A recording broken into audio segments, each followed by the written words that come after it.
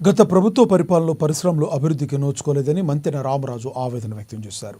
2014-2019 తెలుగుదేశం ప్రభుత్వం అధికారంలో ఉన్నప్పుడు ప్రపంచ దేశంలో ఉన్న ఎన్నో పరిశ్రమలు ఏపీ రాష్ట్రానికి వచ్చాయన్నారు.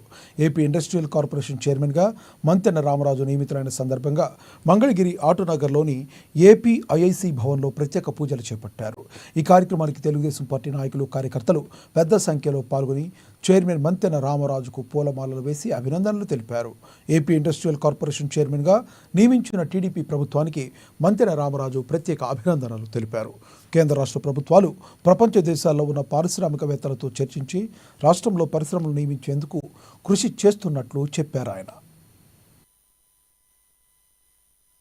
ఆంధ్ర రాష్ట్రంలో ఎంతో ప్రతిష్టాత్మకమైనటువంటి ఏపీ ఐఐసి చైర్మన్ గా బాధ్యతలు స్వీకరించినందుకు ఈ స్వీకరించడానికి ముందరగా గౌరవనీయులు నారా చంద్రబాబు నాయుడు గారు కానీ, లోకేష్ బాబు గారు కానీ, అదే విధంగా మాకు సంబంధించి ఎన్డీఏ కూటమిలో పవన్ కళ్యాణ్ గారు కానీ, నేతృత్వంలో ఎన్డీఏ కూటమి, బీజేపీ కూటమిలో భాగంగా ఈ రోజు రాష్ట్రంలో ఎంతో ప్రతిష్టాత్మకమైన ఏపీఐసి చైర్మన్ గా నేను నియమించినందుకు వీరందరికీ కూడా కృతజ్ఞతలు తెలియజేసుకుంటా ఉన్నాం.